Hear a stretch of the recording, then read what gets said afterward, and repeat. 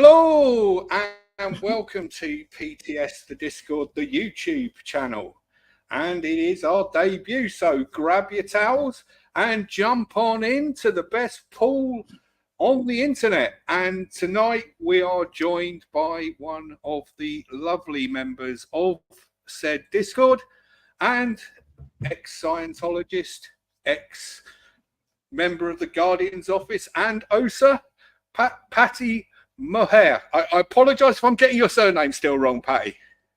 No, it's okay. It's actually Moher, but I grew up in Boston, so you drop off the R and you say mower, like a lawnmower. So Okay, so it's a mower. Mower. And thank you to another one of our lovely members, Mrs. J, for that amazing intro video that we had at the beginning. Before we begin, I do want to make a brief mention. As many of you might have seen on Mike Rinder's blog earlier on today, unfortunately his health has taken a turn for the worse, so we do send all healing and prayers out and much love to Mike, and we are all praying that you recover from this, Mike. So we do wish him well. Apologies if I'm all over the place. First time I've ever done this, so hey, we're going to have some fun. Okay, so Patty, let's start at the beginning. I mean, the question everybody asks in these circumstances, how did you get into Scientology?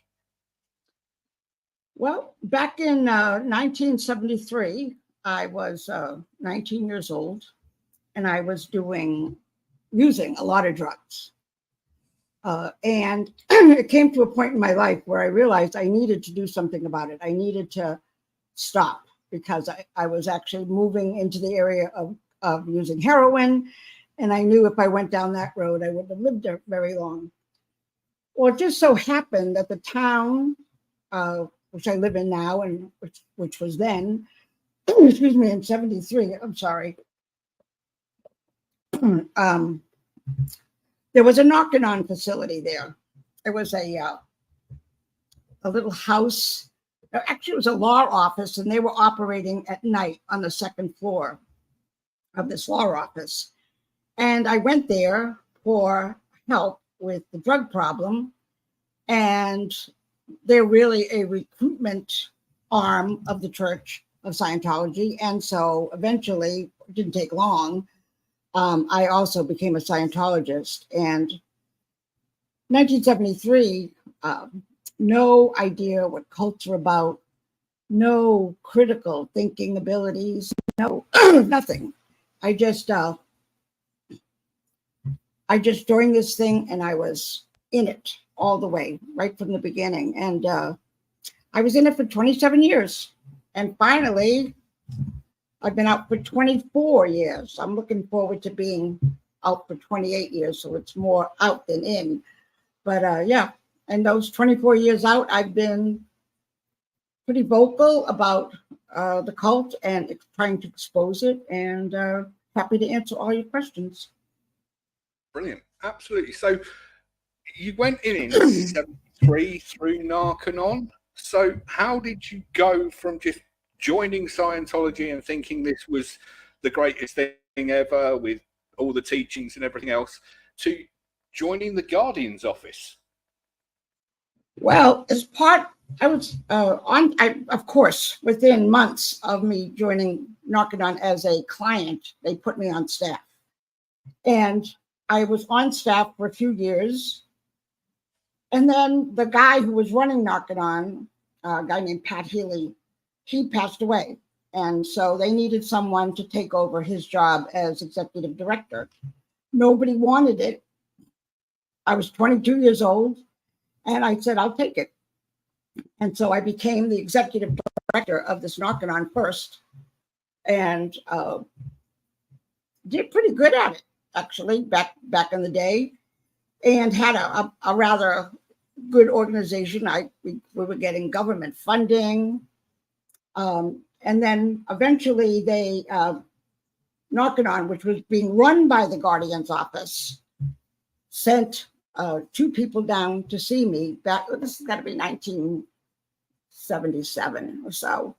They sent the head of the Invest division of the Guardian's office and the head of the what's called the Social Coordination Bureau, and I'll describe this more, which is part of the Guardian's office. They came down and recruited me to join the GO.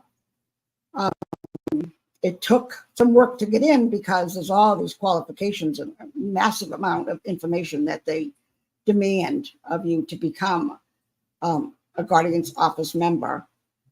So I went through that, and eventually I was brought into the Guardian's office. Now let me explain the Guardian's office for people who don't know it. You're very sorry. My next question already, Patty. Look at this. All right. So the GO was set up. Each individual church had its own Guardian's office. And then there was a, the US was the next branch up, which would be out in LA. And then above that, there was the Guardian's office worldwide, which was at St. Hill. And the Guardian was a woman that Hubbard appointed named Jane Kember. But senior to Jane Kember was Mary Sue Hubbard. She was called the controller. So if you look at this organization, you have L. Ron Hubbard, the founder, then you have Mary Sue Hubbard, the controller, Jane Kember, the guardian, and then there's 6 branches under her.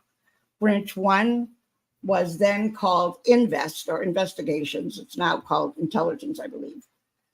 And they did the work of collecting information, not only internally on Scientologists, but externally as well. So they have both an internal and external part in that bureau that concentrates on collecting information on potential enemies or potential trouble sources for the church. The second branch is called Service, and that was staff that was there to service the Guardian's office staff by training them, getting them auditing, doing ethics handlings with them, basically taking care of staff that they were training or learning. Branch 3 was actually the PR, public relations, and their whole job was to make Scientology well-known and well thought of. That was their purpose. And they kept track not only of all the PR they put out, but they had to keep track of negative PR too. It was part of this whole, if you know anything about Scientology, Scientologists keep statistics on everything. They live like literally moment to moment figuring out how to make these statistics go out. And PR have the statistics of keeping track of good news, bad news. Branch 4 was legal. And that's pretty much, these are the guys that work directly with attorneys that will go after people or whatever, defend the church, whatever's needed. Branch 5 was the finance, which I don't think they have that anymore. They might. But branch 5 was finance because the Guardian's office, which was an autonomous organization, they reported to nobody but Mary Sue Hubbard. The Guardian's office was in charge of making sure there wasn't embezzlement or bunky with the money. So they made sure whatever percentage was supposed to go up the lines went.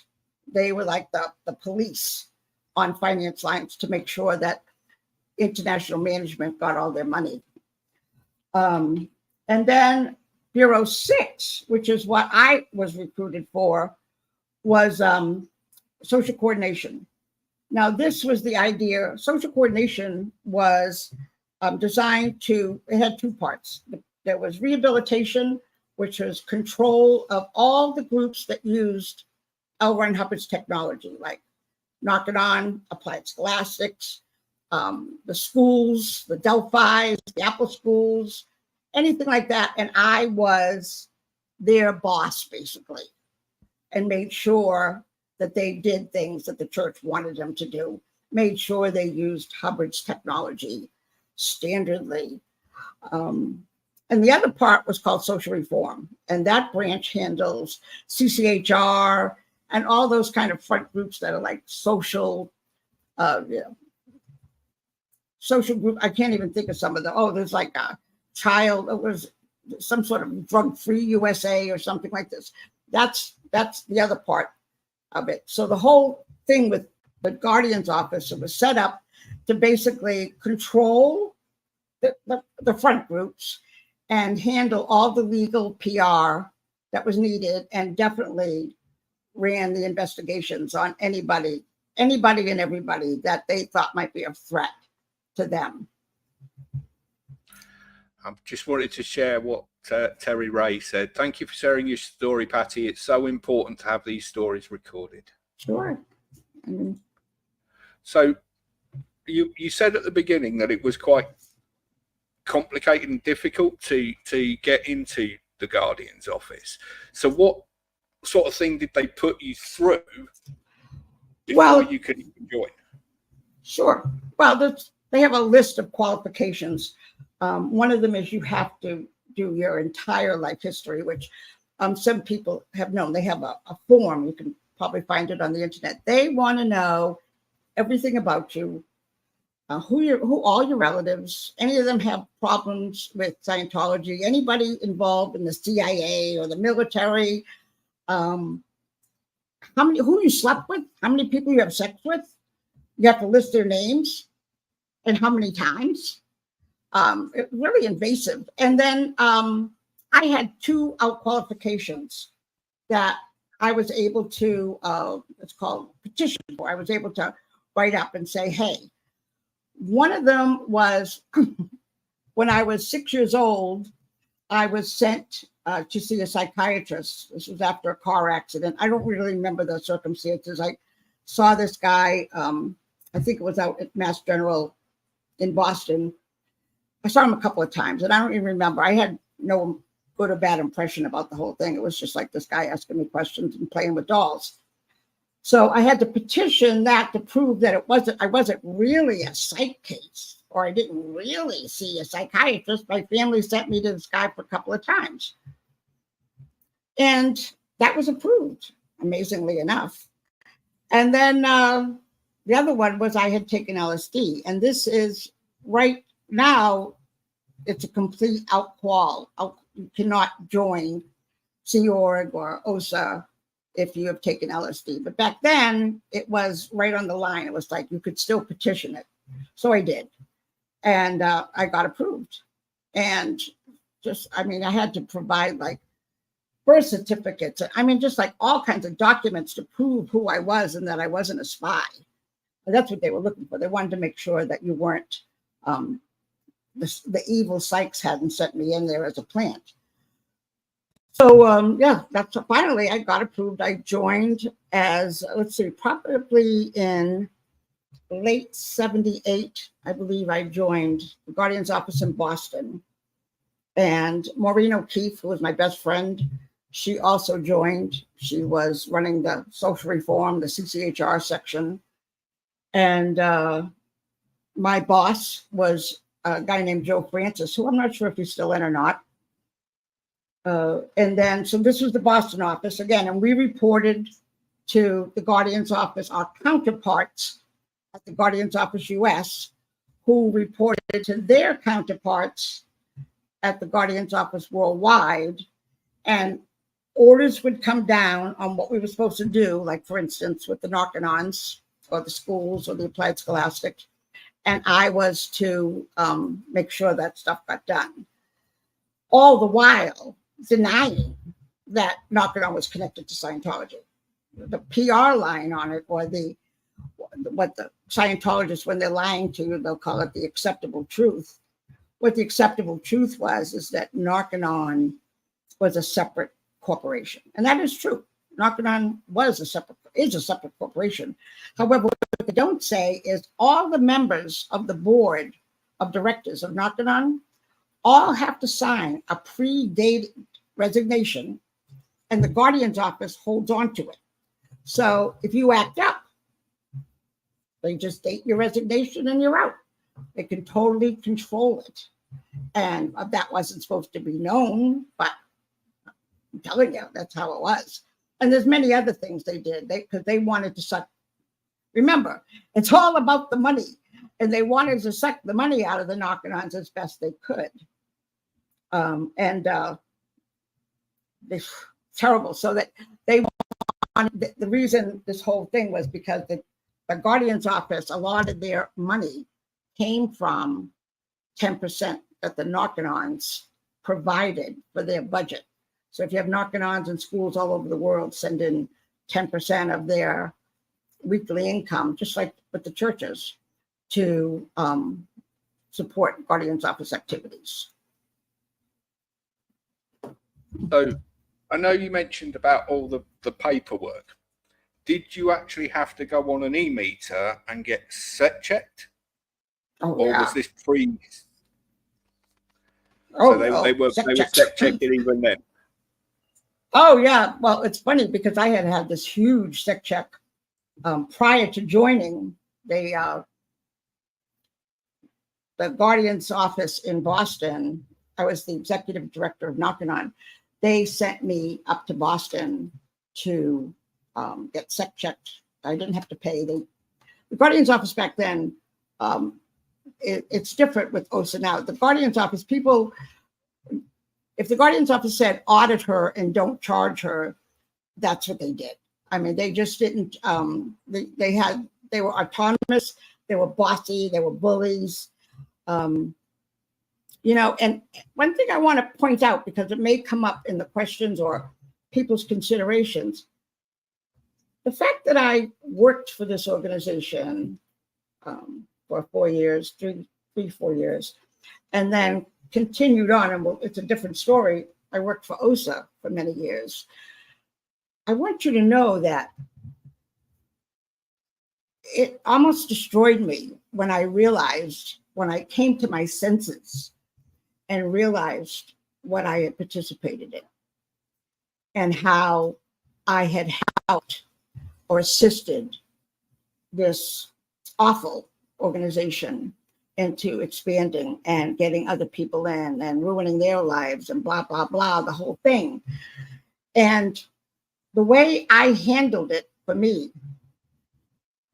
is when I figured this out around 2000, 2001, I was really pissed off.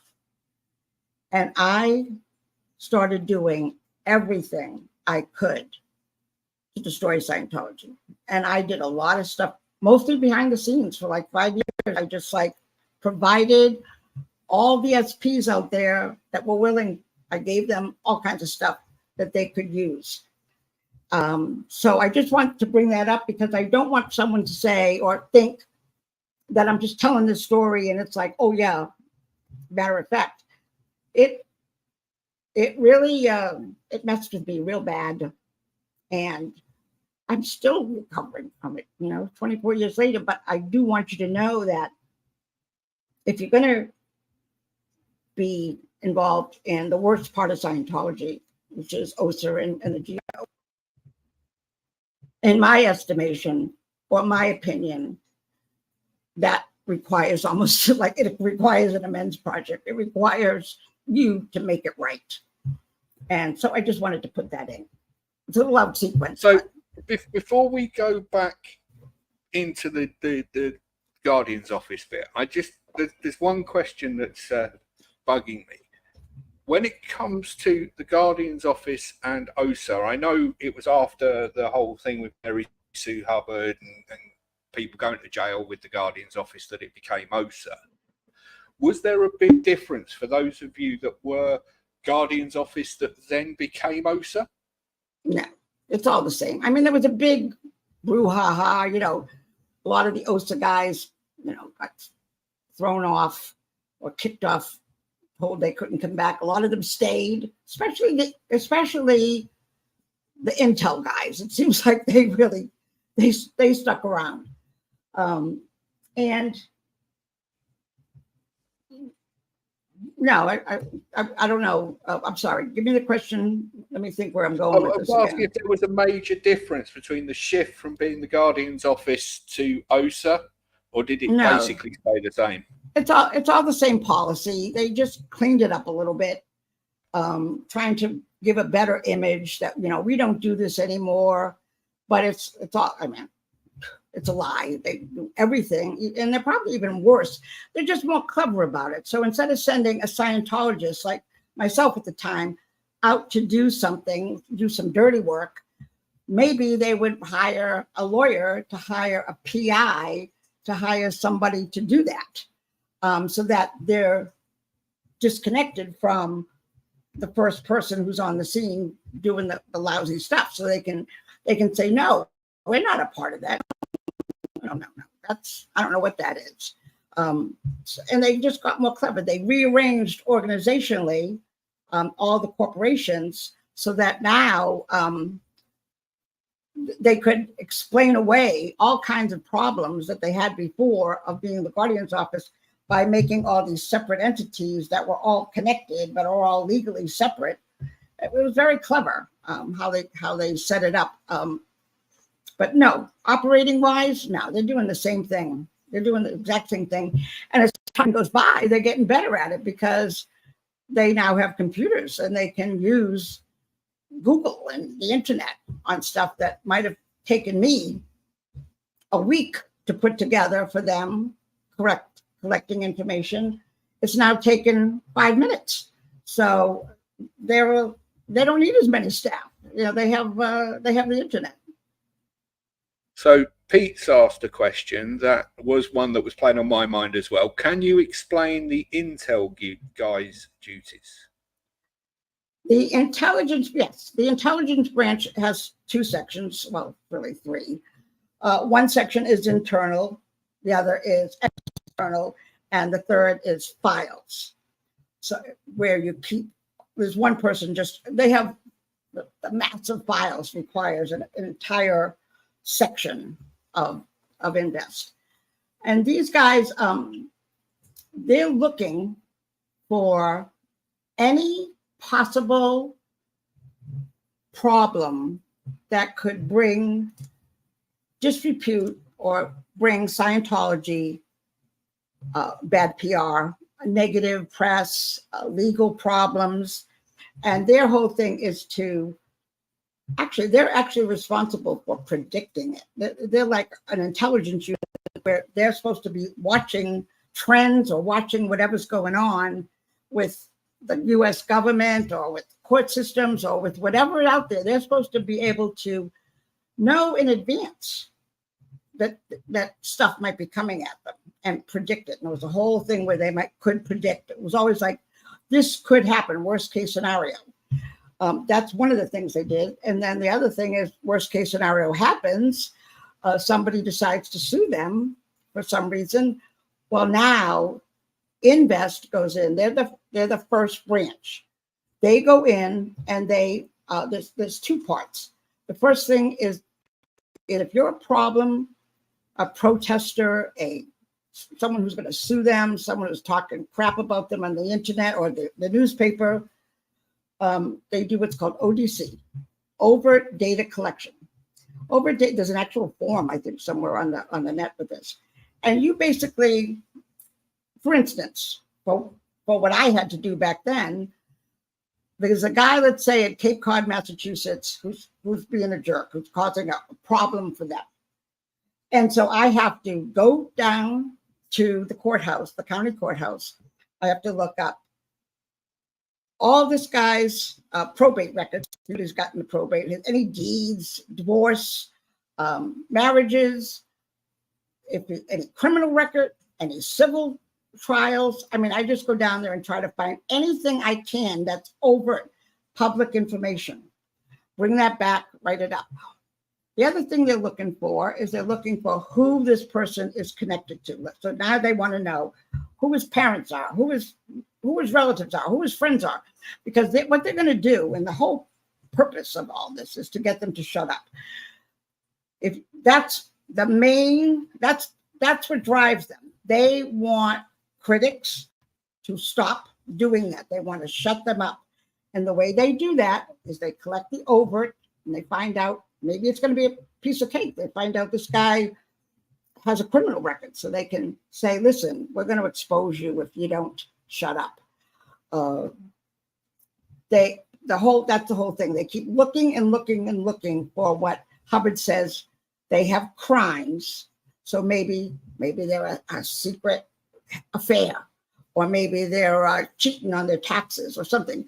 OSA's job is to find out, Intel's job is to find out what that is for the sole purpose of shutting them down.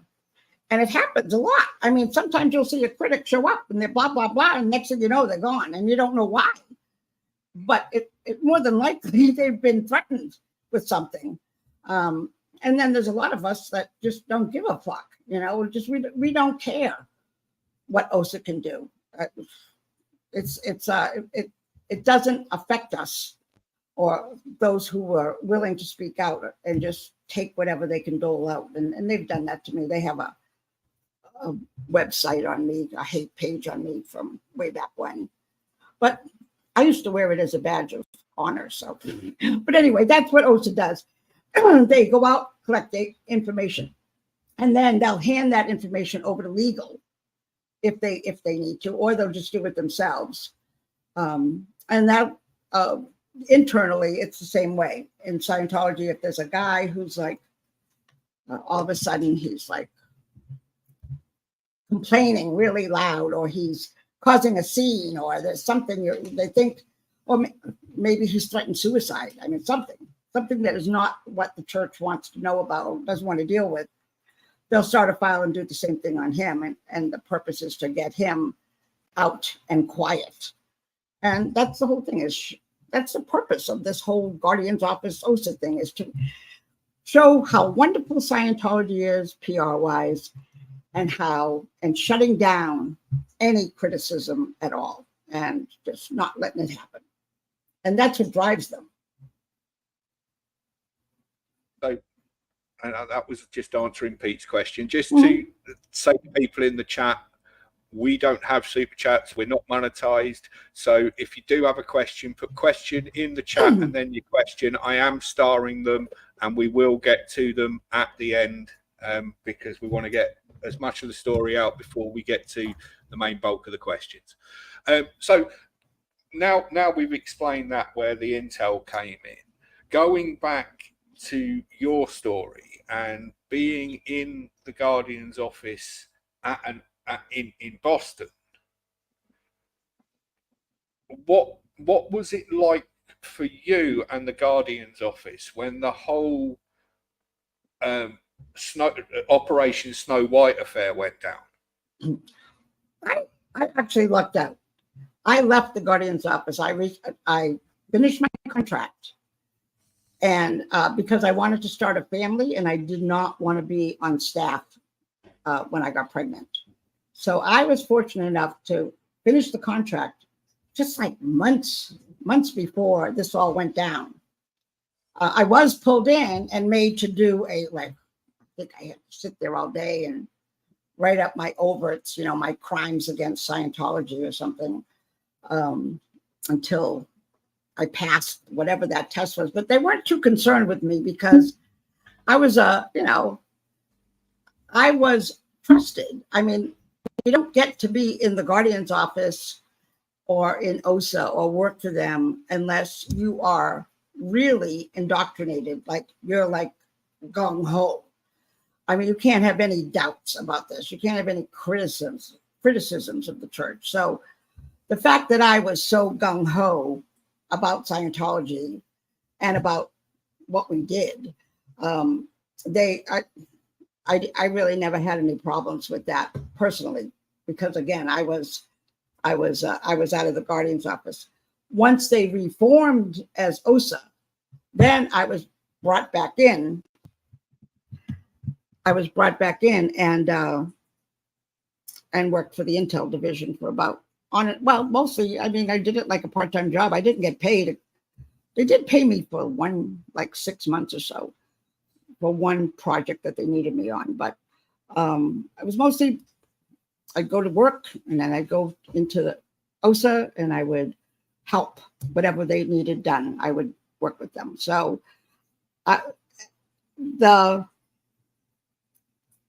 the people who are working there get checked here and there if they suspect that you might be, getting doubtful about this. And the sec check's supposed to bring you back in. It's like going to a re-education. You get re-educated when you get your sec check. So, no, because I was such a loyal person, it wasn't a bad situation for me at all. I just wondered, because obviously we don't. The reason I'm trying to concentrate on the Guardian's office at the moment rather than the OSA part of it is because we don't hear much from people who were in the Guardian's office, whereas we've heard a lot from people who've come out who were part of OSA, and obviously Mike Rinder being an obvious one there. Sure. So when you were in the Guardian's office in Boston, I know you were in the part that dealt with education and stuff like that. What exactly did you have to do? Because to me, surely the schools knew what they were doing if they were told you are teaching L. Ron Hubbard's material. I had to, well, just like with all things in Scientology, I would have to make sure that staff were getting trained correctly, making sure that happened. I had to make sure that their statistics, okay, so knocking on statistics is number of course completions, whatever it might be at the time. I'm not really, it's been a while.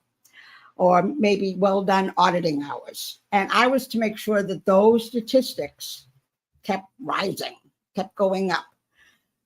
Scientology is management heavy. You got the guys on the first floor, like the knocking-ons or the orgs, doing the stuff. Then you got me bossing them around. Then I got people above me, 2 more levels, telling me to get it done. I mean, it's like that. The whole with Scientology, there's these management levels that just keep throwing stuff at you, sending down orders, sending down programs that should be done, constantly putting down the line, things that these people who are in the building are supposed to get done. And it's really distracting. As a matter of fact, real quick, I got to tell you a quick story about this knocking on.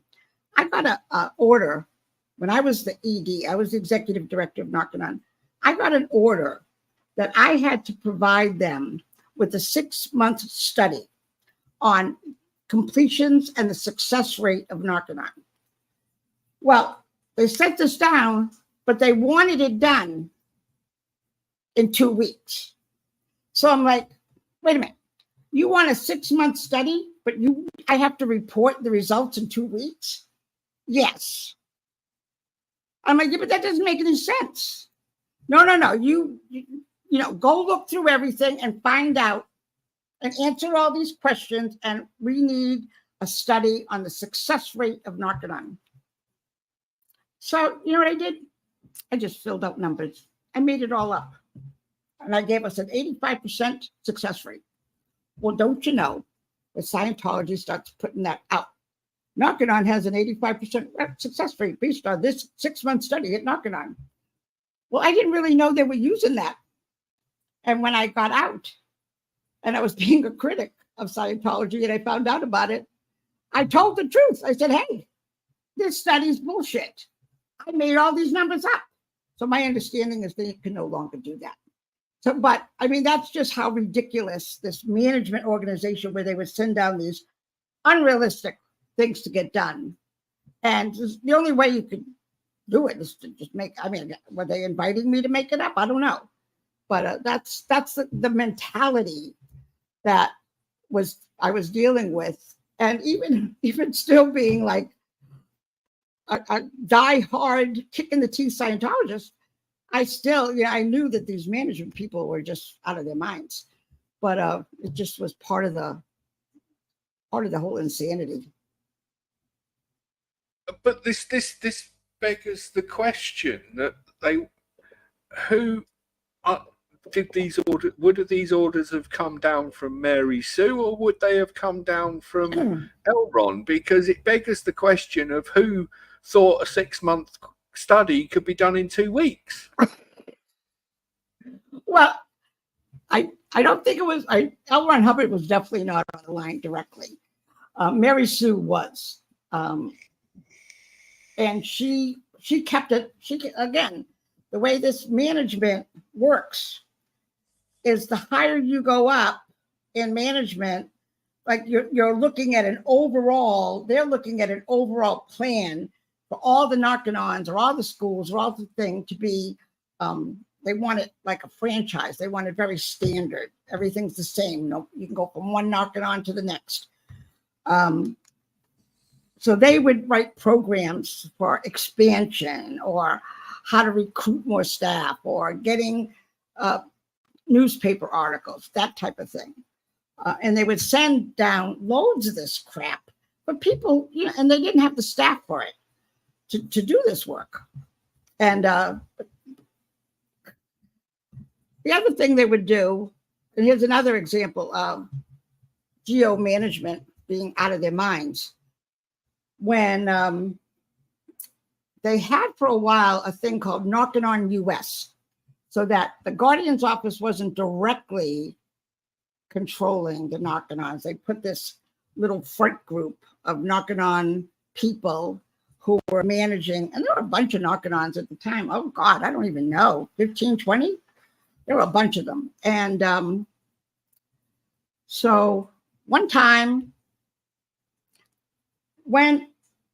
before you could get any funding or anything from the government, you had to get a tax exempt number. I had no idea that the church was fighting with the IRS at that time, because nobody, again, Scientologists don't really know what's going on unless you're told. So I applied for Narconon to get a tax exempt number, and I got it. It just came in the mail, and I reported it up the line. Well, these people thought, like, how could that be? How could you do that? And it's like, well, I just applied. So then I started applying for, and they were mad. Why didn't I tell them first before I did it? It's like, I got to tell you everything. That's the way they want. They don't want any independent action on the lower level. You got to get permission from management. So then I started applying for government grants. And I'm supposed to send these government grants up the line from me to Boston, to US, to worldwide, and back down. And there's no internet back then. So everything's going snail mail. And I'm supposed to get everything approved before I ask for government funding. So I did that once, and they didn't return by the due date. So I just started applying for government funding, and I got a lot of government funding, like over 3 years, maybe $400,000 for Narconon. And I got in trouble because I didn't get permission to get this, but then not too much trouble because I did get the money. So now here's what happens. They want 10% of that government money. And I'm like, oh no, it's not in the budget. When you do get government, there's like line items. There's no line item for 10% to the Church of Scientology or to Knocking on US. So I said, no, I didn't put it in the budget. Well, then their solution was that all the staff had to tithe 10% of their income to Knocking on US for the Guardian's Office US, because they want the money. And so the staff who were making decent money back then, like really, $300-400, I mean, they were making money. And this is the 70s. They were furious that they couldn't get their percentage. And I got in all this kind of trouble with them because I wouldn't give them the money. But I had to explain to them that it's illegal. I could go to jail for giving you this money. And that finally backed them down. But it's just that kind of mentality that when dealing with management groups of Scientology, there's no common sense at all. It's just like, do it this way. Now, I am intrigued. I know you weren't at any of the main centres for the GO or even OSA in your time. But did you have any dealings with the Hubbards at all? Either one of them? With the Hubbards? Yes. No, the only connection I had was Mary Sue when I finally got Knocking on Boston's license approved, which had taken years of work to get it approved and a lot of lying to the local government guys who were approving it. I got a telex from Mary Sue congratulating me. That was a big deal back then. But no, I was way low on the org board. I was more like a foot soldier than a manager as far as Scientology goes. I was on the streets doing stuff for them, or on the phone, or on the whatever, collecting. Well, once I was in OSA, I wasn't connected to the Narcanons anymore. That was a whole another thing with, infiltrating groups and stealing trash and all that. There's another live in your whole OSA stories. That's why I'm concentrating on the GO at the moment. And we'll go on to OSA another time. I feel there's a second live in that one. Not that I'm after views or anything, but I don't want us to be going on. No, I'm good. We'll stick with the subject here. Yeah. So you were saying that you were in the GO, but then your contract ended.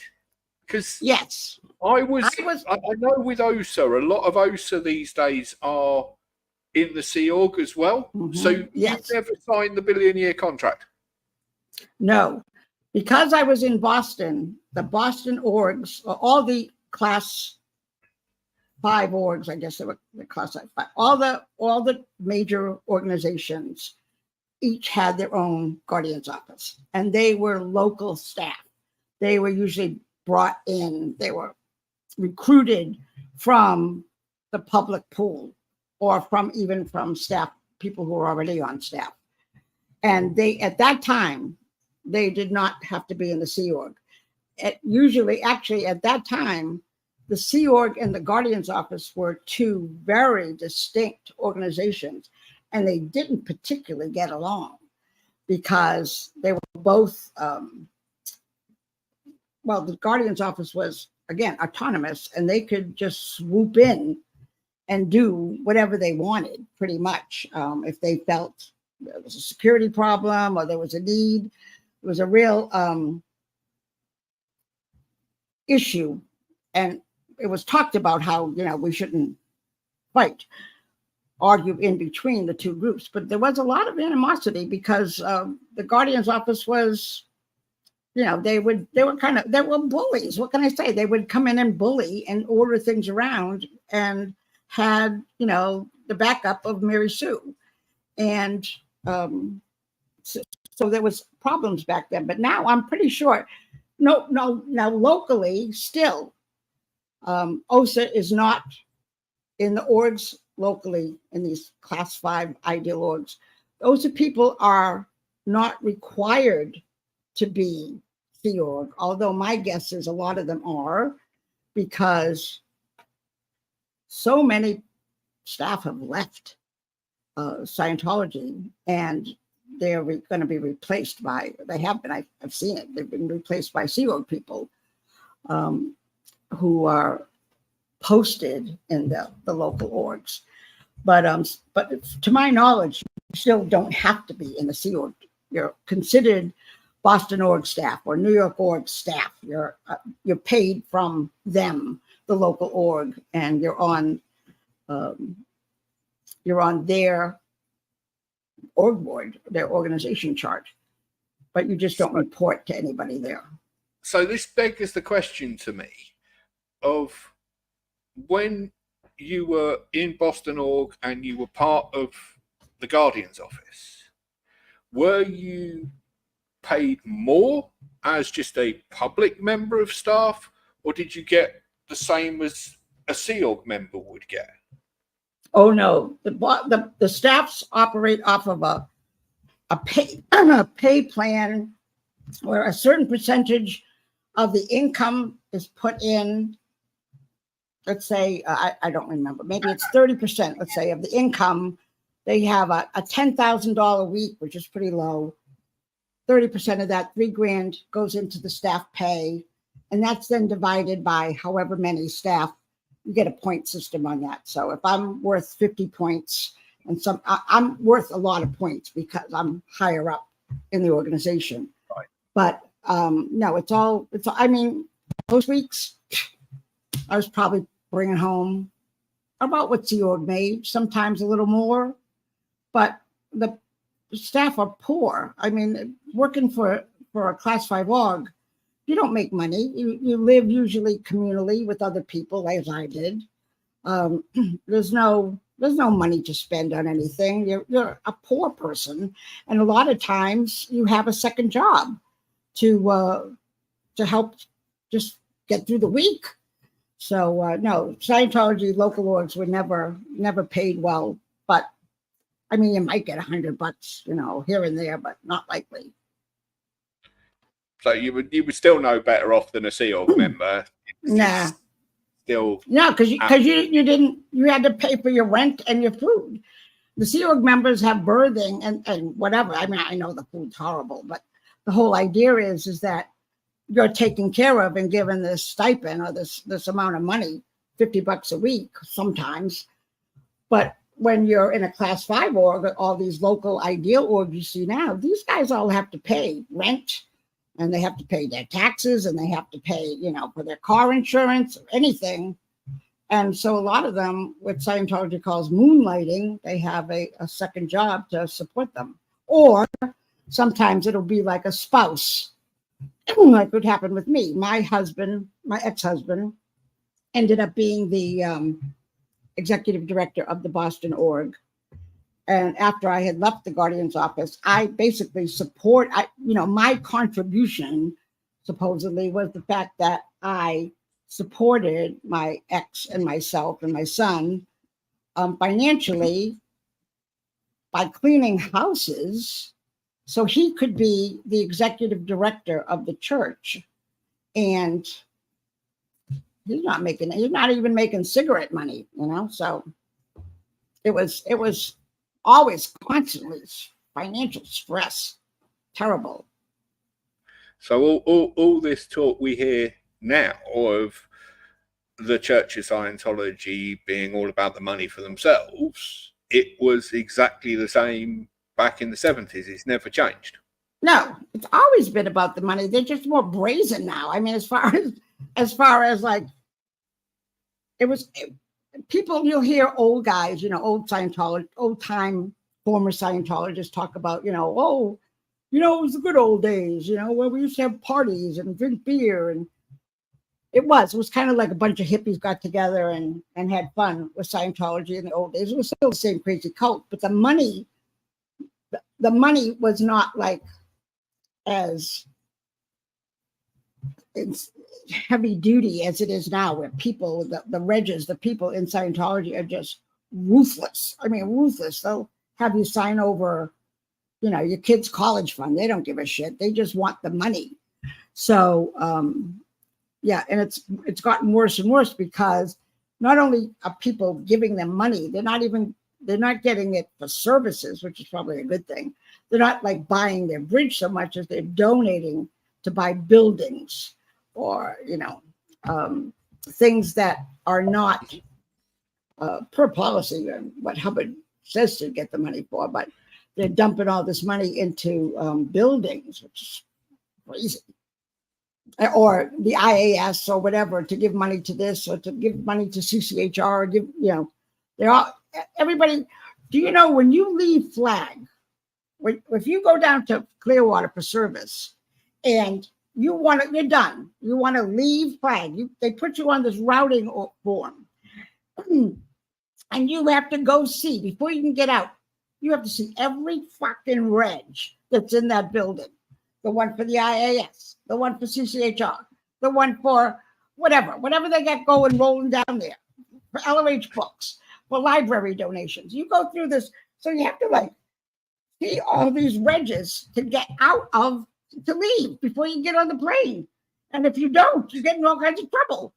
So these guys are all about the money. I mean, I can't even stress it enough. No matter what anyone says about how Scientology does this, that, Scientology is all about money, and it always has been. And people, they'll snow you about that, why you have to give this money. But people who've been in it and have been destroyed by it financially and emotionally and everything else, they'll tell you it's so money. this does bring me on a follow-up question to the fact that you were public staff, but in the GO. Mm-hmm. How far up the bridge did you get? Oh, well, while I was on staff, I got to attest to clear because of, I'm not even going to get into that, but I did attest to clear. And then after I left staff, I eventually, excuse me, I'm talking too much. I eventually ended up at Flag and completed OT3. I think it was like 1991. It'll be on the completions list.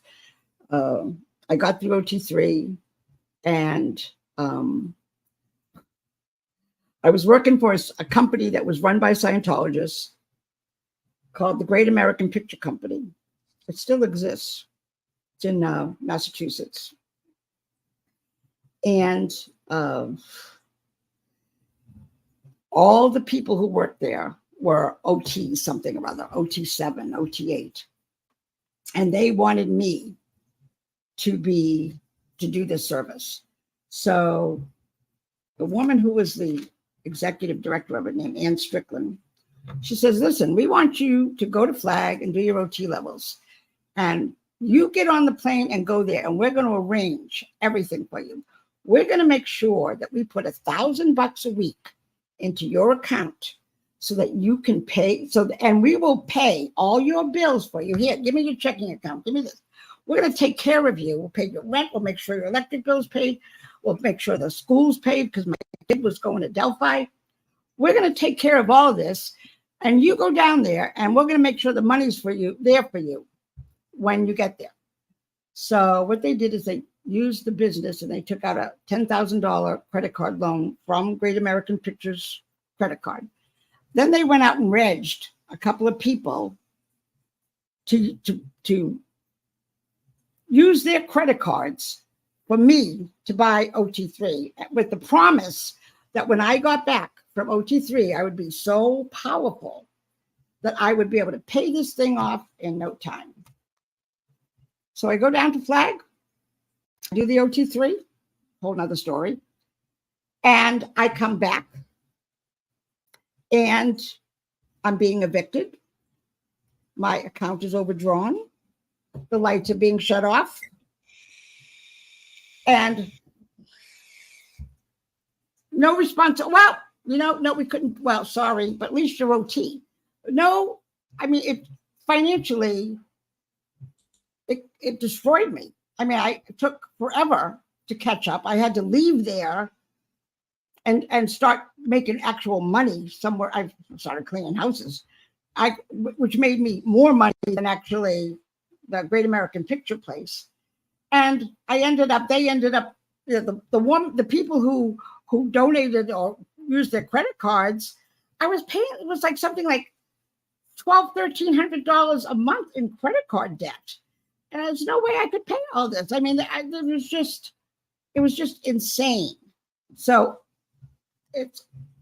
people have their stories about how they got there, or some people just have money, but they just set me up to go do these OT levels so you'll be a powerful being. And then I come back and basically my whole freaking life's destroyed. So yeah, I don't recommend that. Now you can answer a question that has bugged me about Scientologists for a long time. What was your reaction when you found out the secrets of OT3 and you went through the wall of fire? Well, I remember, it's kind of a funny thing, OT3. There's the OT3 classroom. And there's this was at Flag, and there's a couple of supervisors, and everything's super, super secret. And when it's time to read the OT3 information, they sort of put you at a desk or a table, and everybody in the room, and there was probably 12, 15 people in the room doing OT3 at the time, or doing whatever they were doing, and everybody watches you as to see what your response is going to be, the whole place. And I guess there's they have to look for good indicators. So when I read this stuff about the Xenu thing and the BTs all over the body, I was so shocked at how crazy it was that I started hysterically laughing. I just started laughing. I was like, what the hell? But then I just, I was brainwashed.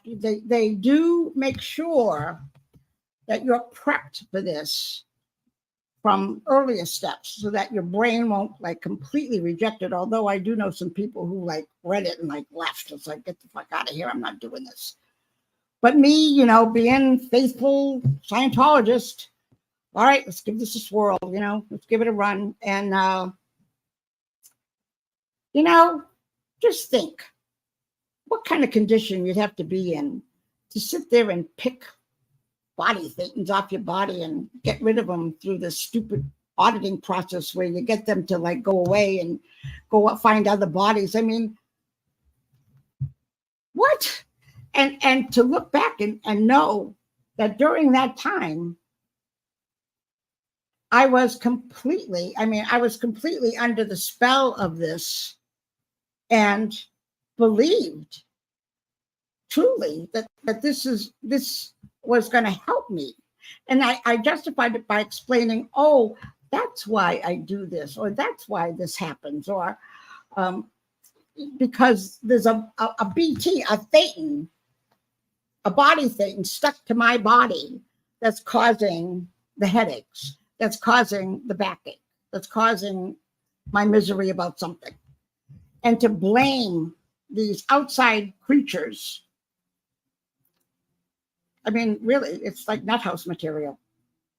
So, but that's always been my thought process whenever I've heard about the OT3 Xenu body Satan story. Is what nuthouse did I come out of to have to believe this? Oh yeah, right. To hear it from somebody who did OT3, it's like, yeah, I get it. It's just madness. It's madness, but you accept it because all along you keep agreeing to stuff. They get you to agree, and that agree. Yeah, you see how this is? Oh yeah, I can see that. And then you sort of mull it around, and then you start thinking in terms. I once had described to me really well as filters. The Scientology puts all these filters in place so that when you look at things, you look through Hubbard's eyes. Like what would Ron do?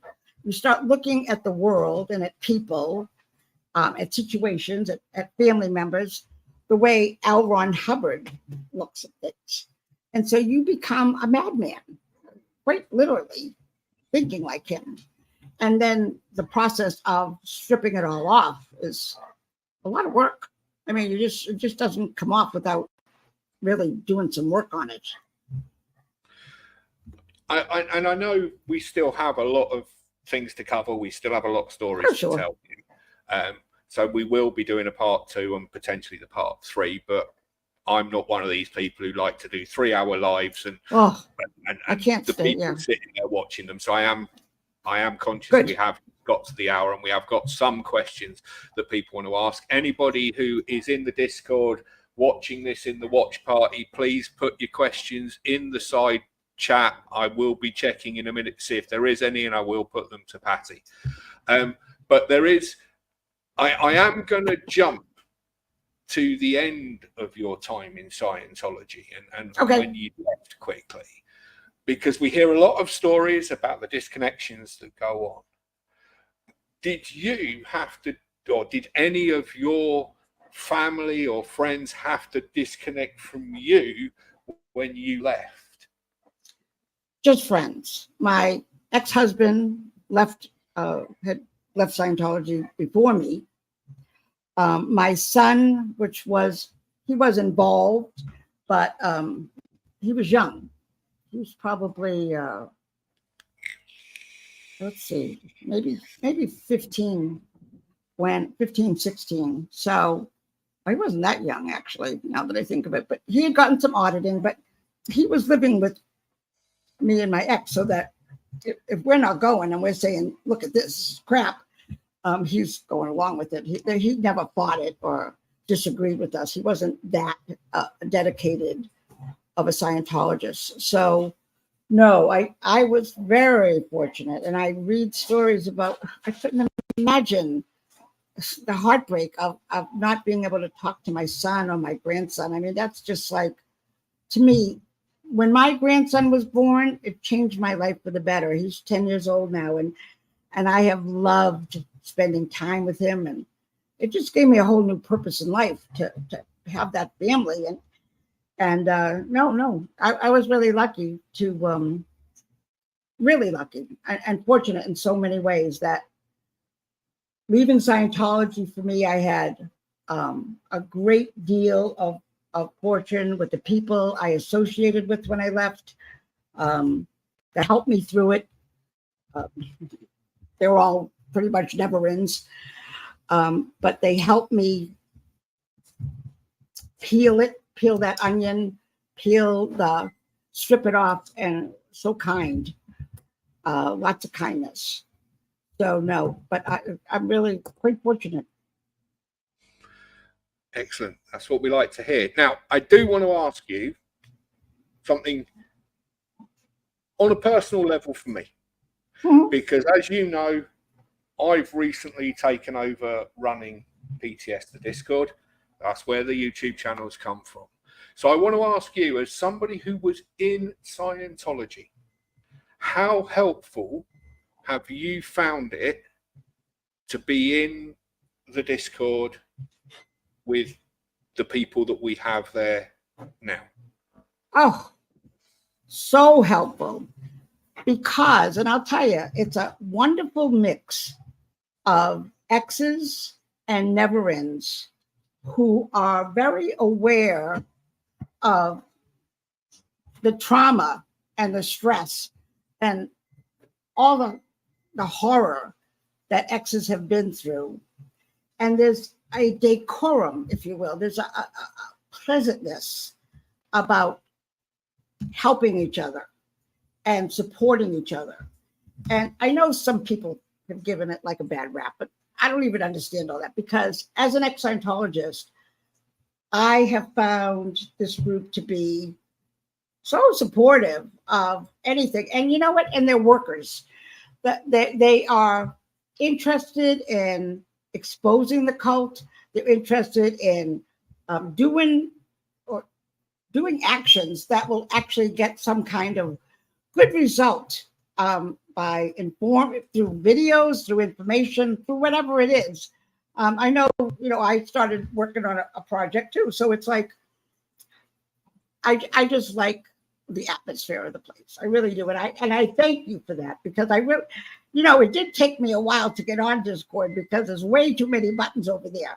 But I found out there's a video you can watch to learn how to use it. But so if people are interested in Discord and they get over there and they see all those buttons, just go watch a video. As our friend Juliana Bittencourt has just put, X's, never-ends, and indies, we're quite a bunch.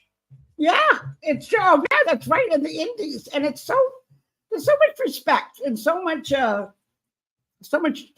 vibes over there. Yeah, if it was bad vibes, I would have gone a long time ago. Thank you. There was the reason I asked that, and you did mention it. We have got a bad rap we have had a lot of people calling us the cesspool, hence why we now call ourselves the best pool. And I introduced this with grab your towel and jump in, you're about to enter the best pool.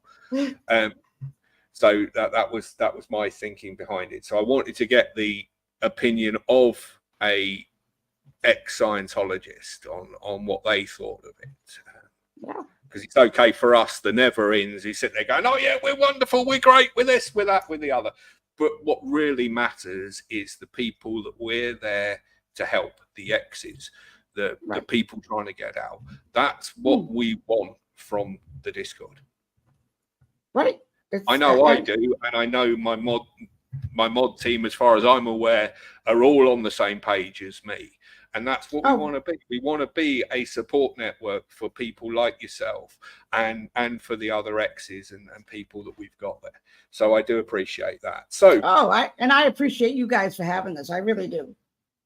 And so moving on to some questions that were coming up while we were talking, I did start we were going. So if anybody else has any questions, put question in the chat and I will get to them. So Auntie asks, was it physically abusive in the 70s too? Not where I was. I don't know what New York was like in the 70s. But where I was, no, it was not. It was actually being physically abusive would have been a real, this is before Miscavige took over. He took over when, in the late 80s when Hubbard died? He said, yeah, he took over in the 80s. During the 70s, I'm telling you, it was like a bunch of hippies getting together. Really, it was a lot. You know, there used to be Saturday nights we would have these parties and we'd have music, and it was very loose in the 70s. Very nothing like what Miscavige has turned it into. I'm not saying that it wasn't. It's still crazy. It was crazy. Paul, you know, Hubbard. All of Hubbard's stuff is out to lunch, but the point is that it wasn't mean or scary back then, like it is now. Right now, the people in Scientology are mean to each other, and they yell and they scream, and that actually kind of came in with Miscavige's crew, which is why a lot of the old, well, you look at the videos. There's still a lot of old people in Scientology, but a lot of the people my age, I'm going to be 70 this summer, have left because they didn't want to tolerate that. I mean, it's bad enough that you're afraid and you're always being threatened with ethics, and there's all these rules you have to follow, and break a rule, now you got to confess to it. You know. It was really awful, and there was nothing spiritually healthy about it at all. It was all very. I mean, so I remember my sister saying to me, "How come you're afraid of your religion?" And I thought, I don't know. That's not a good thing, is it? It's one of the things that set me off.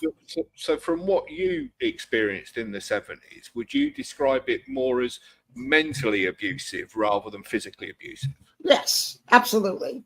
Because the whole point was to get you to move up the bridge, dole out the money, basically turn your entire life over to Scientology. They wanted everything. I mean, even the books you read. I got scolded once for reading a science fiction book because I should only be reading Hubbard.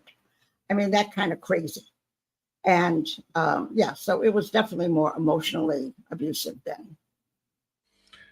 Okay, so then we're moving on to a question from Hans Christian Schwartz, who I believe from his avatar is Wolfie, our friend Wolfie in Discord. Question: was the GO a very much loyal to Mary Sue Hubbard or L. Ron Hubbard?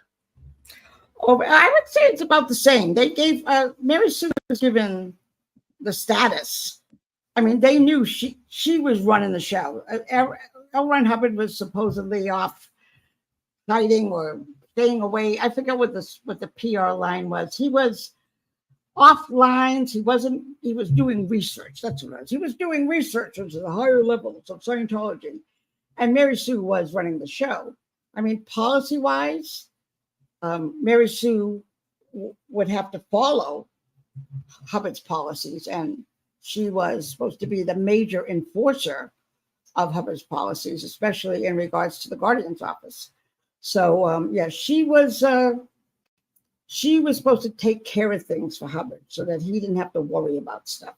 So given her status, yeah, she was right next to Hubbard as far as that goes, but not allowed to write policy, only allowed to enforce it ruthlessly. Okay, so that was the first of our of Hans's questions, and we've got another one.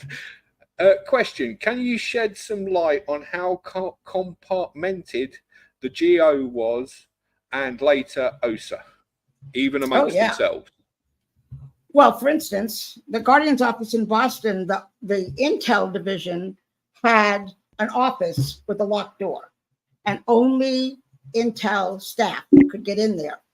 And even to the point where I also Guardian's office staff, and when I started working for OSA as well, I could not be in that room alone, and I could not have a key to that room, because that was where all the secret stuff that they were doing and finding out about and filing and planning, that was iffy, or if not straight up illegal, was going on. And I would see, I mean, the Guardian's office was the 4th floor of the Boston org, and we had to have a key to get into it. Only Guardian's office staff could get in this door.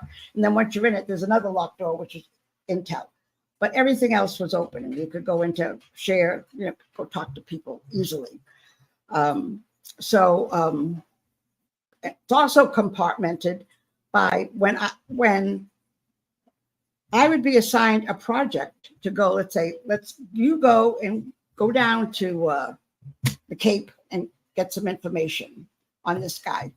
But there's another guy who might be a friend of mine in Scientology, but he's actually working on a similar project, but I don't even know it.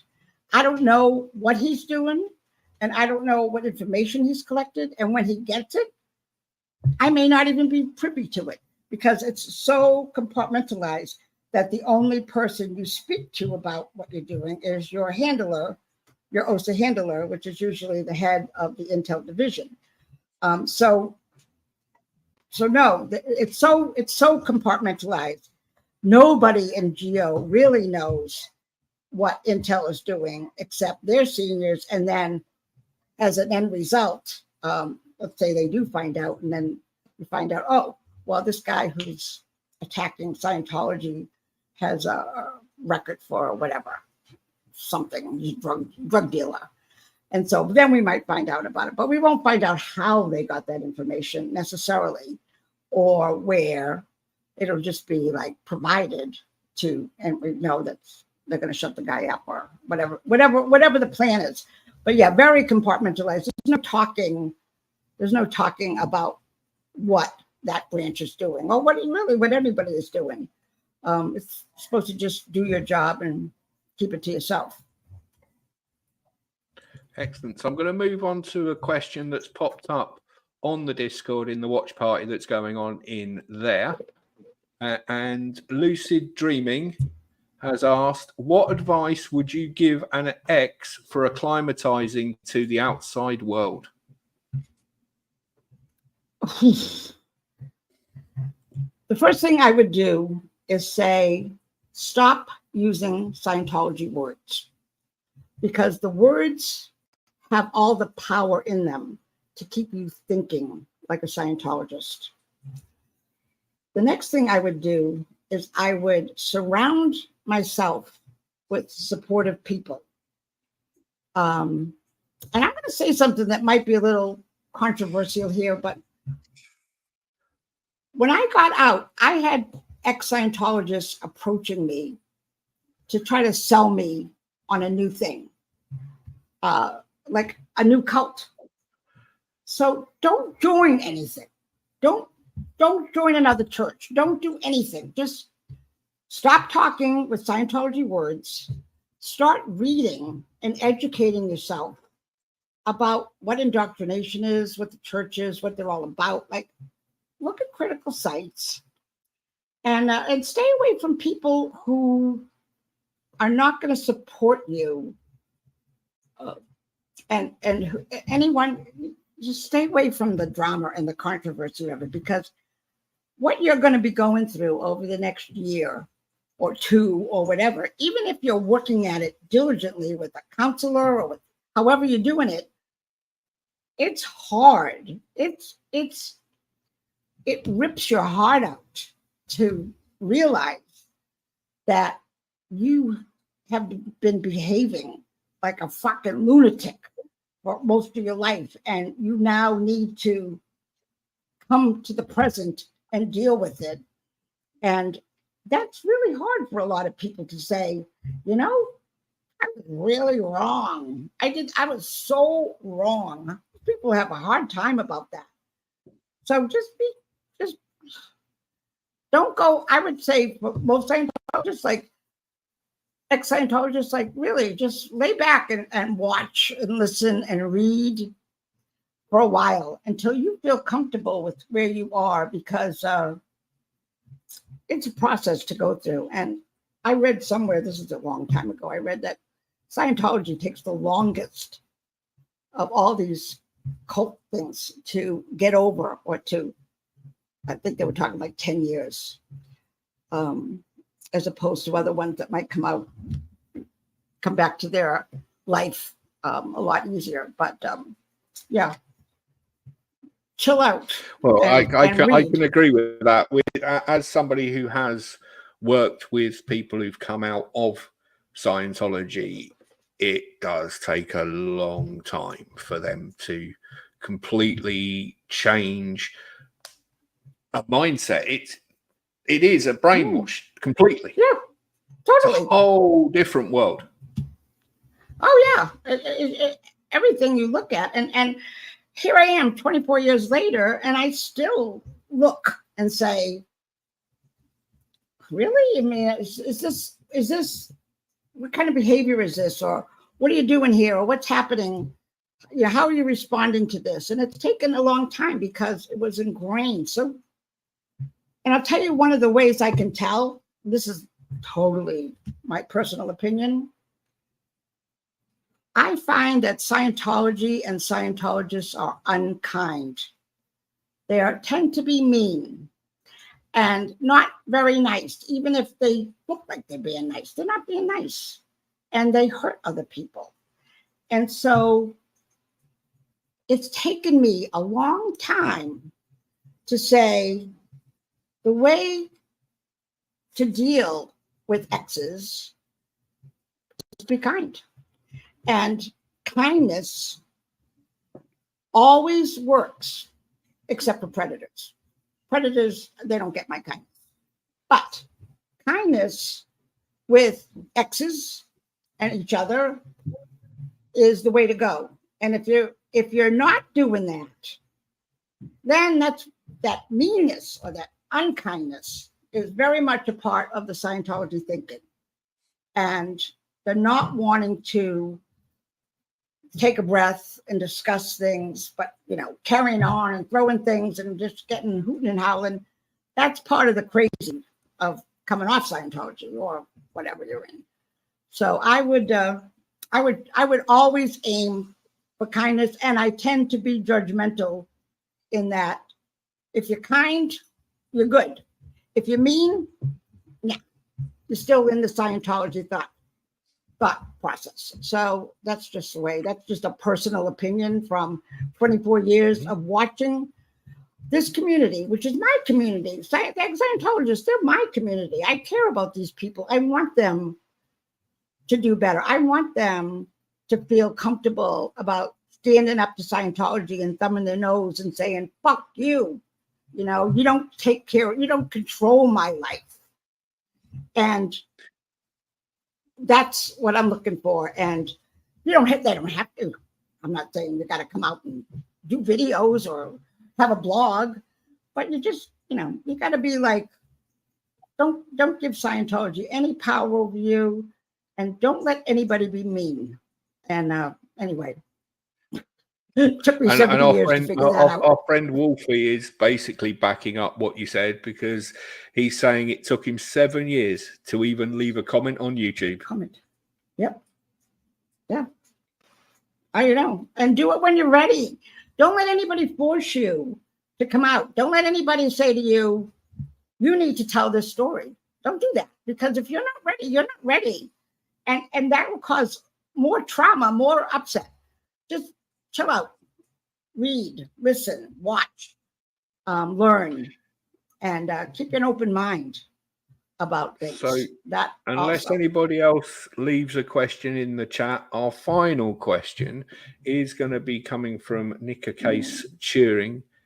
I know you answered the first bit of it during the interview, because I did ask you about meeting Mary Sue, but she's also asking, what did you know anything about her, what she was like from what you knew? Mary Sue was LRH's faithful girl. There's a policy that Hubbard wrote about Simon Bolivar called something about leadership. I can't remember the name of it.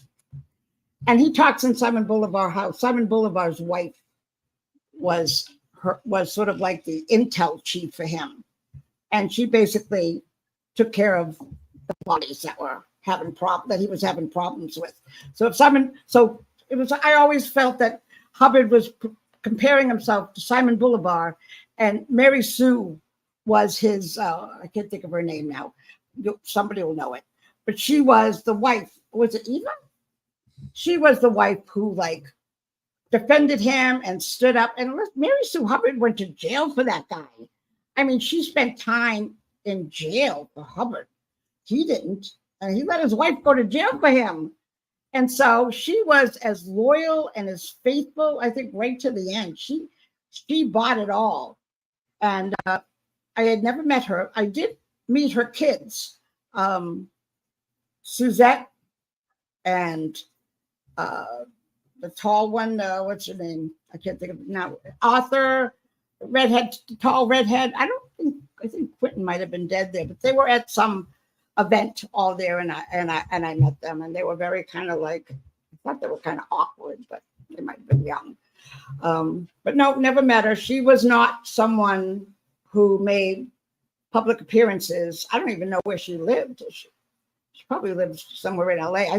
She did live in LA, but she was not on social lines, if you will. She didn't attend parties. She didn't attend events that I saw at all. Or if she did it very quietly and discreetly.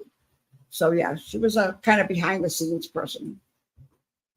And Hans Christian Schwartz has put in the chat that was Arthur, the son. So that Hans Christian Schwartz has put in the chat that Arthur was the son, the tall one. Yeah. No. Diane is the tall one. She's the oldest with the long red hair. Then there was Quentin, who committed suicide. Then there was Suzette. She actually gave a speech in Boston. I saw her once. And Arthur was the youngest, and he, I believe, is an artist in LA. I read something about him a few years ago. He's still kind of flaky with the Scientology stuff a little bit. He's not against Scientology that I could see. Not that he has to be. He's just staying out of the limelight. But yeah, those three people, I think. And I read, I don't know if Diane is still at IT Management or what her story is. Suzette is out. Yeah, and I don't know if they follow along with what's going on in the world of Scientology or not. So Maria Martins has also put a quick question in the chat. Again, about Mary Sue. Why didn't she rejoin Hubbard after leaving jail? Was he already dead? No, he was still alive. He died in 86, I believe it was. And Mary Sue, I just think their relationship wasn't one of husband and wife. It was just, she was an employee. She was running things. After she got out of prison, she was not running anything. She was, from my understanding, from everything I read, she had a house in the hills, Hollywood Hills, LA Hills, and she had some minders. She had one or two people who were constantly with her and watched over her and made sure she didn't do anything that they didn't want her to do, like speak publicly or do an interview. So she was under the church's control. And she was probably just beat up. And as far as emotionally, after being in jail, and no support from Hubbard. But there was never there's never been anyone who's done a book about her that I know. She would be fascinating. She had a lot of power. I would agree with that. It would be a fascinating story to hear, the Mary Sue one. And you know who knows a lot? There is a guy, Jesse Prince. Jesse Prince was the #2 man in Scientology for a long time, and he had a relationship somehow with Mary Sue, and they talked. I think he was actually the one involved in forcing her to sign some papers. There was a mission that was sent into her home. I'm not sure if Miscavige was there or not, but it was he ordered that she had to basically turn over any rights or anything she was going to get from Hubbard's death or from Scientology. She had to sign everything away. She was going to have no control. And I believe Jesse was in on that one. He'd be interesting to talk to. If we can get hold of him, I would love to. Yeah, I'll talk to him. So I'm going to tie it up there because we've been going for nearly an hour and a half, and I am conscious that your 10-year-old grandchild is in the other room playing on his video games, probably wondering what grandma's doing. So we are going to tie it up there, but we will arrange a part 2 because we've got all the OSA stories to tell. Yeah, and I certainly want to start digging into how you felt when David Miscavige took over in 1986. So we will do a part 2. Okay. I'm not sure when it will be yet. We'll arrange. We'll have a chat later, and we'll sort that out. But thank you very much for helping us start the channel off with a bang, with somebody who, I know you've done a couple of articles on Narconon in the past, but never really told your story on YouTube or for the general public to hear. So I'm really grateful that you agreed to come on with me and really get the channel started with a bang. Thank you to everybody who has watched. I know people have been putting it in the chat all evening, but please like, subscribe, share. Let's get Patty's story out there, and let's really start to get this community back on track. We are all aware of the drama. I'm not going to talk about it, but we are all aware of it. Let's get this community back on track. Let's get ourselves moving. Let's grab our towels and let's turn this into the best pool instead of the cesspool. So thank you so much, everybody, for being here. And I am going to tie it all up here. Unfortunately, I haven't got an outro yet, so I'm going to end it by playing the intro.